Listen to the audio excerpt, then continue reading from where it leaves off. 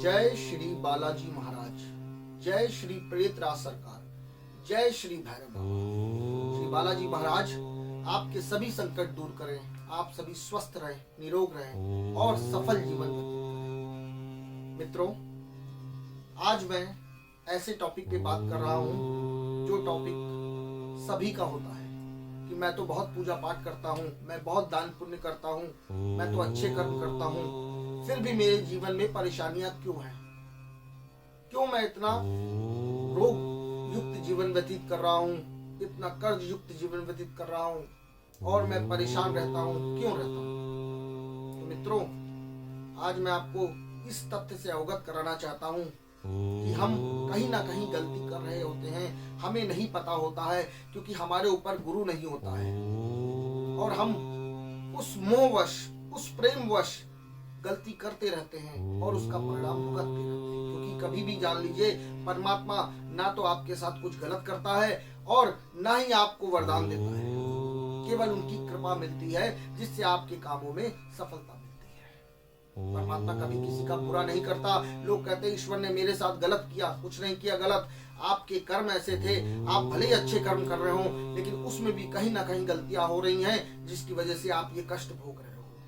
तो आज पहली बार ऐसा वीडियो मैं आपके सामने डाल रहा हूं जो हमारे दैनिक जीवन के अंदर हम कौन कौन सी गलतियां करते हैं जिसकी वजह से हमारे ग्रह भी खराब हो जाते हैं और हमारी ऊर्जा भी नष्ट हो जाती है।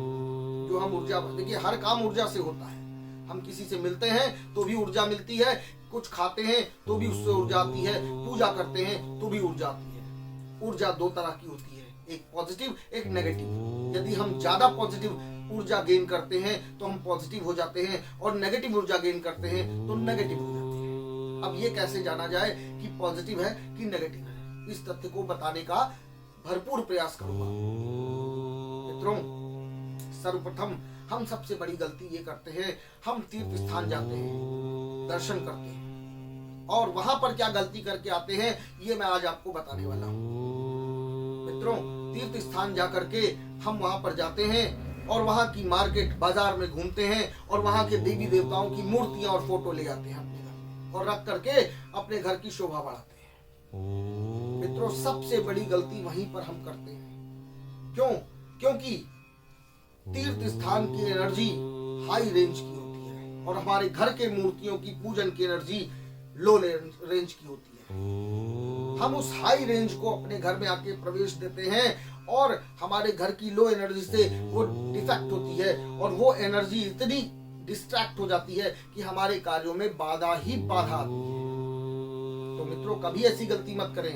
आप तीर्थ स्थान जाएं, मत्था टेकें, प्रसाद चढ़ाएं, दर्शन करें, वहां की मिट्टी का तिलक करें और घर चले आए। देखिए, वहां की पॉजिटिव ऊर्जा आप लेकर आओगे और आपके जीवन में सफलता ही सफलता मिलेंगी।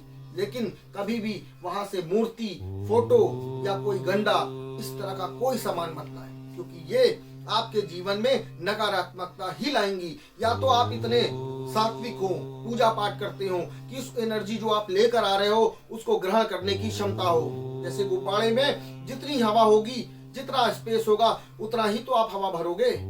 ज्यादा भरोगे गुब्बारा फट जाएगा। तो अगर आपकी, मेरे समझाने का केवल इतना मतलब है कि जितनी आपको आवश्यकता है ऊर्जा की, उससे कम लोगे तो परेशान रहोगे, ज्यादा रहोगे तो भी परेशान रहोगे। क्यों? क्योंकि आप एक छोटा सा उदाहरण दे रहा हूं। आपके घर में बिजली आती है, आप कभी देखते हो ट्रांसफार्मर में 10,000 वोल्ट होता है लेकिन आपके घर में 400 से 500 वोल्ट की बिजली ही प्रवेश करती है। क्यों? क्योंकि आपके यहाँ मीटर लगा दिया जाता है और उस मीटर से होते हुए, एमसीवी से होते बिजली आपके घर में जितनी बिजली, जितने बल्ब को चाहिए, जितनी पंखे को चाहिए, जितनी एसी को चाहिए, उतनी वो देती रहती है। लेकिन यदि आप डायरेक्ट ट्रांसफार्मर से अपने घर में लगा लो, देखो आपके बिजली के उपकरण फूक जाएंगे, शॉर्ट सर्किट हो जाएगा। क्यों? क्योंकि वो एनर्जी इतनी हाई पावर की है कि आपके घर के तारों में जो एनर्जी जाएगी वो तार ही डिस्ट्रैक्ट कर देगी। यही चीज हमारी एनर्जी में आता है कि यदि हम किसी ऐसी एनर्जी को अपने घर लाते हैं जो हाई रेंज की एनर्जी होती है, और उस एनर्जी के सामने हम जब अपने घर के माहौल को रखते हैं तो हमारे घर का माहौल कटने लगता है और हमारे अंदर परेशानियां आनी ही आनी है। तो सबसे पहले एक काम ये करें, किसी भी तीर्थ स्थान जाएं, आप मत्था टेकें, दर्शन करें, सब कुछ करें, फिर जाएं दर्शन करें, लेकिन कभी भी वहां से मूर्ति और गंडा, ताबीज या किसी भी प्रकार की तस्वीर वहां से मत लाएं। ऐसा कुछ नहीं कि भगवान नाराज होंगे, ईश्वर कभी नाराज नहीं होता। आप दिल में श्रद्धा रखें, उस एनर्जी से अपनी बातें कहें, देखिए आपके काम पूरे होंगे। दूसरी गलती, हम अपने पूजा घर को इतनी मूर्तियां, इतनी तस्वीरें रख लेते हैं मोहवश कि हमारा घर पूरा लगता है जैसे कि एक बाजार है। हम अपने पूजा, मैं कई घरों में गया हूँ वास्तु विजिट पे, देखा हूँ कि एक एक देवता की 4-4 तस्वीरें हैं। हनुमान जी एक ही हैं, मेहंदीपुर बालाजी की भी तस्वीर है, पंचमुखी हनुमान जी की भी तस्वीर है, आप सारंगपुर देव की भी तस्वीर है, और जितने भी वो धाम गए वहां से एक एक तस्वीर, एक एक मूर्ति लाके अपने घर में उन्होंने रख लिया। तो इससे होता क्या है मित्रों कि वो एनर्जी आपस में डिस्ट्रैक्ट हो रही है। आप पूजा तो एक ही मूर्ति की कर रहे हो ना, एक ही तस्वीर की कर रहे हो, बाकी तस्वीरों की नेगेटिव एनर्जी आपको मिल रही है। तो उतनी ही तस्वीर रखें, उतनी ही फोटो रखें, उतनी ही मूर्ति रखें जितनी आप पूजा कर सकें। क्यों? क्योंकि जो भी तस्वीर हम भगवान की रखते हैं उसमें एक एनर्जी होती है। जब हम पूजा करते हैं तो जब पूजा से उठते हैं तो हमें एक सकारात्मक भाव हमारे मन में होता है। क्यों? क्योंकि हमने पूजा किया, पाठ किया, उससे जो एनर्जी बनी वो एनर्जी हमारी सकारात्मक है। प्लस बगल में देखिए 10-12 तस्वीरें, उनकी पूजा तो हम कर ही नहीं रहे हैं, उनसे जो नेगेटिव मिली वो भी हमें साथ में आई। तो दोनों एनर्जी मिल करके जो एनर्जी ज्यादा है, यानी नेगेटिव अगर ज्यादा है तो उसने पॉजिटिव को हावी कर दिया। तो इसीलिए मित्रों, कभी भी मंदिर में आवश्यकता से अधिक, अपने घर के मंदिर में आवश्यकता से अधिक फोटो मत रखें, मूर्तियां मत रखें। जितनी रखें उनकी नियमित पूजा करें, धूप बत्ती, दिया बत्ती करें, तभी आपको चमत्कार आपके जीवन में होगा ही होगा। तीसरी गलती मित्रों, तीसरी गलती हम क्या करते हैं कि हम किसी भी दरबार जाते हैं, किसी भी बाबा के पास जाते हैं, किसी भी पंडित के पास जाते हैं, हम 10 तरह के नियम वहां से लेकर आते हैं और करने बैठ जाते हैं। आप मानो एक नियम को, अगर आप किसी गुरु को मानते हो, आप मानिए, उनके नियम पे चलिए। आप 10 गुरु मत रखिए। 10 गुरु रखेंगे, 10 तरह की एनर्जी वो आएगी और आपस में टकराएगी और आपके जीवन में समस्याएं आएंगी ही आएंगी।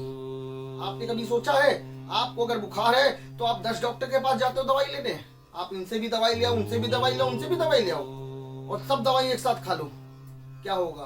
आप मर भी सकते हो। इसी तरीके से हमारी जो उपाय हैं, रेमेडीज हैं, ये हमारी ट्रीटमेंट है, दवाइयां हैं, हमारे ग्रहों को सही कर रहे हैं, हमारी ऊर्जाओं को सही कर रहे हैं। हम अगर एक बार में एक ही उपाय करें और उस उपाय पे अडिग रहें, विश्वास रखें और देखें, आपके जीवन में चमत्कार जरूर होगा। घर से जितना भी पुराना सामान है, खराब खिलौने, इलेक्ट्रॉनिक सामान, ढोला, तबला, सितार, गिटार, जितना भी रबर प्लांट, मनी प्लांट, ऐसा कोई भी पौधा आपके घर में हो, ऐसा कोई भी पुराना इलेक्ट्रॉनिक सामान, खोटे सिक्के, खराब खिलौने जो आप मोहवश अपने रखे हुए हो संभाल कर, आप अपने घर से हटा दें।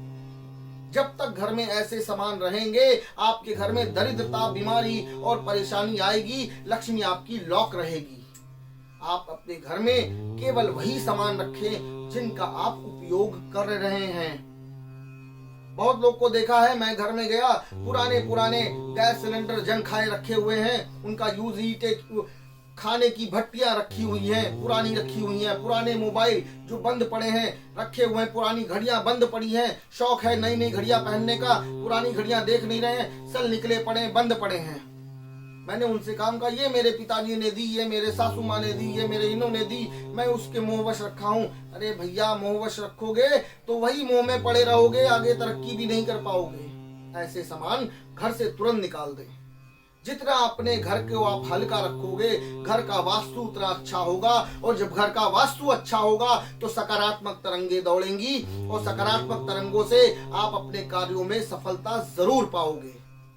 आप अपने घर में सुबह शाम दिया बत्ती करें, सुबह शाम सुगंधित माहौल रखें, सुबह उठें, झाड़ू पोछा करें, उसके बाद कोई खुशबूदार अगरबत्ती धूपबत्ती घर में लगा दें, महकदार घर को रखें, राम नाम शिव नाम जिस भी देवता को मानते हैं उनके मंत्र का जाप करें। देखिए जीवन में तरक्की कैसे होती है। और फिर मैं आपको बता देना चाहता हूँ, पूजन करने में केवल उन्हीं तस्वीरों की पूजा करें जिनकी आप कर सकते हो, जिनकी आप दिया बत्ती रोजाना कर सकते हो। फिजूल की मूर्तियां तस्वीरें मत रखेंगे तो परेशानी आएगी, आपके घर में नकारात्मक शक्तियां प्रवेश करेंगी ही करेंगी। और हाँ, अपनी कुल देवी की पूजा जरूर करें। ये 3-4 उपाय अगर आप अपने जीवन में लागू करोगे तो आपको किसी भी ज्योतिषी, किसी पंडित के पास, किसी मौलवी के पास, किसी भी भगत के पास जाने की जरूरत नहीं पड़ेगी। और आपके जीवन में तरक्की कैसे होगी आप स्वयं देखोगे। मित्रों, ये उपाय आप करें। और इन उपायों से रिलेटेड अगर कोई भी जानकारी आपको लेनी हो और अगर इससे भी संबंधित आपके घर में कोई दिक्कत हो, वास्तु की दिक्कत हो, तंत्र की दिक्कत हो, कुंडली की दिक्कत हो, तो हमारे संस्थान के दिए गए नंबर पे संपर्क करें। हम आपसे संपर्क करेंगे और आपकी ऑरा वास्तु चेक करके आपको ऐसे सटीक उपाय बताएंगे जिन उपायों को करके आपके जीवन में हो रही बाधाओं, हो रही घटनाओं को निवारण किया जाएगा, समस्याओं का अंत किया जाएगा और आपके जीवन को सुखी बनाया जाएगा। श्री बालाजी महाराज की कृपा से आप सभी स्वस्थ रहें, सुखी रहें, संपन्न रहें। उपायों के बारे में किसी भी तरह की शंका हो उसके लिए हमारे संस्थान पर कॉल करें और मुझसे बात करें। आपकी समस्या का निराकरण मैं स्वयं करूंगा और आप देखेंगे आपके जीवन में सफलताएं कैसे आती हैं। मित्रों, श्री बालाजी महाराज की कृपा से आप सभी स्वस्थ रहें, सुखी रहें, रोग मुक्त रहें, कर्ज मुक्त रहें, संपन्न रहें। जय श्री बालाजी महाराज।